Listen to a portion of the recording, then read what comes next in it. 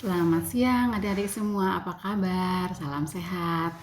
Sekarang kita pelajaran PAK-nya via WA ya, tapi tidak mengurangi semangat kita untuk tetap belajar. Meskipun demikian, saya harap semuanya tetap semangat di dalam mengikuti PAK kali ini ya. Baiklah, sebelum kita belajar, kita terlebih dahulu bersatu dalam doa. Mari kita berdoa. Tuhan Yesus yang baik, terima kasih siang hari ini kami akan mempelajari pelajaran kami yang pertama kali ini Tuhan, untuk bab pertama. Tuhan tolong kami, sertai kami, pimpin dengan kuasa Roh yang kudus. Terima kasih Tuhan Yesus, amin. Nah, baiklah adik-adik sekalian, saat ini kita akan belajar tentang iman ya, dimana di bagian A, iman menurut perjanjian lama. Dalam perjanjian lama, kata iman digunakan untuk menggambarkan suatu keadaan ketika seseorang memiliki rasa percaya diri untuk bersandar pada sesuatu atau seseorang yang dapat diandalkan karena dianggap benar. Alkitab Perjanjian Lama asli dituliskan dalam bahasa Ibrani yang kemudian diterjemahkan dalam berbagai bahasa. Ada beberapa kata dalam bahasa Ibrani yang digunakan untuk menjelaskan arti kata iman.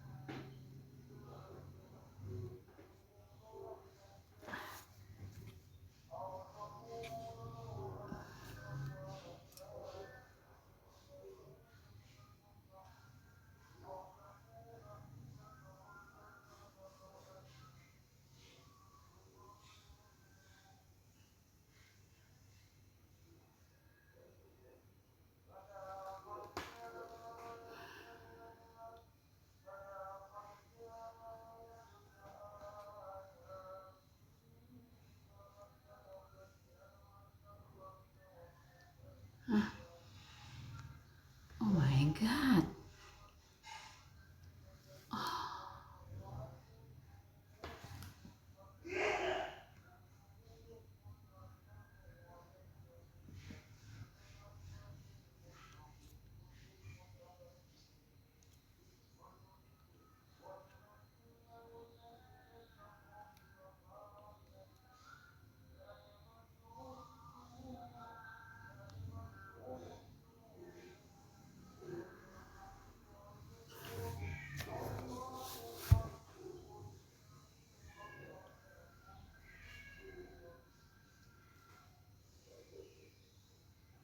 Selamat siang adik-adik semua, apa kabar? Siang hari ini kita akan mulai pendidikan agama Kristen kita kelas 8 melalui via WA. Tapi tidak mengurangi semangat kita untuk tetap belajar ya, meskipun via WA. Dan biarlah kita tetap semangat di dalam mengikutinya. Baiklah, sebelumnya untuk kita memulai pelajaran kita siang hari ini, mari kita satu dalam doa. Tuhan Yesus, terima kasih untuk kesempatan pada siang hari ini. Ini Tuhan menolong kami, pimpin kami dengan kuasa Roh yang kudus, agar kami boleh dapat belajar dengan baik sesuai dengan tuntunan Roh yang kudus. Terima kasih Tuhan, amin.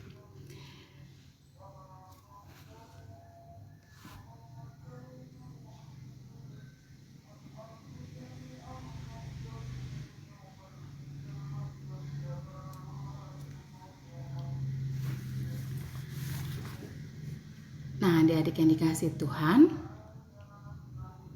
itu pembacaan kita ya terambil dari Yakobus 4 ayat 3, dicatat aja di bukunya. Dan Filipi 2 ayat 13. Lalu kita lanjut ke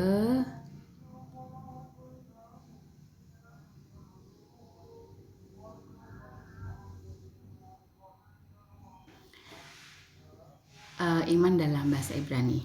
Nah, untuk bagian A, iman menurut Perjanjian Lama, kata iman digunakan untuk menggambarkan suatu keadaan ketika seseorang memiliki rasa percaya diri untuk bersandar pada sesuatu atau seseorang yang dapat diandalkan karena dianggap benar. Alkitab Perjanjian Lama asli dituliskan dalam bahasa Ibrani yang kemudian diterjemahkan dalam berbagai bahasa. Nah, ada beberapa kata dalam bahasa Ibrani yang digunakan untuk menjelaskan arti kata iman, yaitu emun atau emunah, yaitu artinya kesetiaan. Kal berarti menjadi teguh, mapan, setia, dianggap teguh ya, dianggap benar atau percaya. Aman berarti memegang teguh janji. Batah digunakan dengan kata depan bet menjadi bet batah yang artinya percaya kepada atau bersandar kepada. Dan terakhir adalah ehasa, artinya menyembunyikan diri atau mencari perlindungan kepada orang yang dipercayai. Adik-adik yang dikasih Tuhan,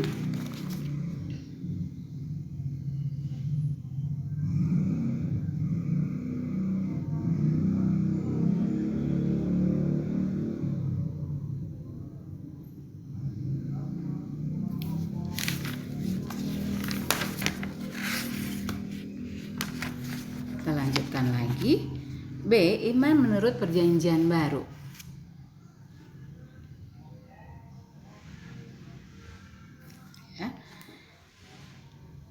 Alkitab Perjanjian Baru dalam bahasa aslinya menggunakan bahasa Yunani yang kemudian diterjemahkan ke dalam berbagai bahasa.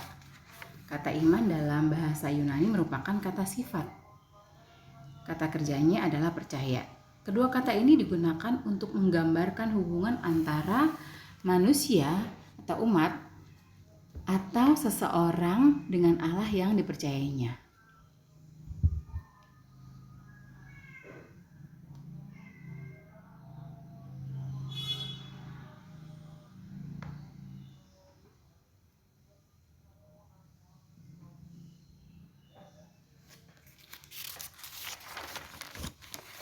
Dan yang C, iman adalah anugerah.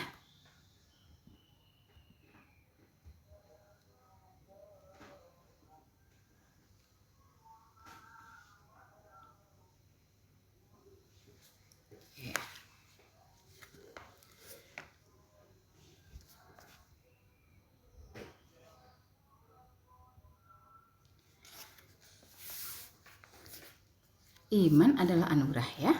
Sejak kejatuhan manusia ke dalam dosa, manusia tidak dapat menghampiri Allah karena manusia berdosa tidak dapat mengenal Allah.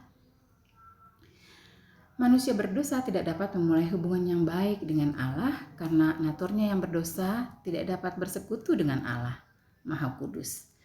Manusia hidup sesuai jalannya sendiri dan semakin jauh dari hadapan Allah. Karena itu manusia tidak dapat beriman kepada Allah karena ia tidak mengenalnya. Tetapi Allah tidak menghendaki hal ini terjadi terus. Allah kemudian menyatakan dirinya kepada manusia dengan berbagai cara dan menaruh iman di dalam hati manusia berdosa supaya mengenalnya.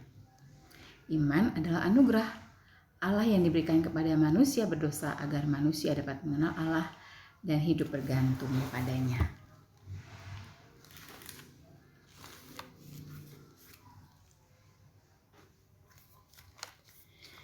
Adik-adik yang dikasih Tuhan,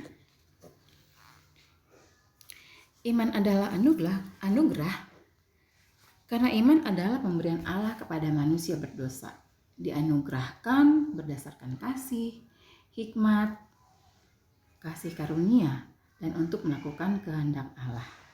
Iman adalah sesuatu yang tidak terjangkau oleh pikiran manusia berdosa, dan manusia tidak dapat memiliki iman dengan keadaannya sebagai manusia berdosa. Iman diberikan Allah, namun membutuhkan respon manusia terhadap pemberian Allah tersebut. Pertumbuhan iman sangat tergantung pada hubungan pribadi seseorang dengan Allah, Karena iman hanya akan bertumbuh dalam pengenalan akan Allah dan kesetiaan menaati ajarannya. Iman diberikan Allah melalui Roh Kudus di dalam diri seseorang, bukan dihasilkan dari sebuah pikiran manusia berdosa. Jadi iman adalah karya Allah di dalam hati orang yang mau percaya padanya. Dan yang terakhir D, iman itu dinamis. Iman yang dianugerahkan Allah kepada manusia itu bersifat dinamis. Namun tidak dapat bertumbuh dengan sendirinya tanpa respon manusia itu sendiri. Dinamis artinya iman itu aktif dan hidup, dapat bertumbuh terus-menerus dalam kehidupan manusia jika manusia itu membangun relasi pribadi yang baik dan harmonis dengan Allah melalui doa, membaca Alkitab, dan bersekutu dengan Allah. Selain relasi pribadi dengan Allah, manusia juga perlu membangun relasi sosial dengan sesama orang beriman dalam persekutuan, doa, dan membaca Alkitab, dan relasi sosial dengan masyarakat di sekitarnya. Nah, itulah kita bahas tentang iman. Kiranya adik-adik semua boleh dapat mengerti dan juga terus bertumbuh di dalam iman percaya kepada Tuhan kita Yesus Kristus. Amin. Mari kita satu dalam doa.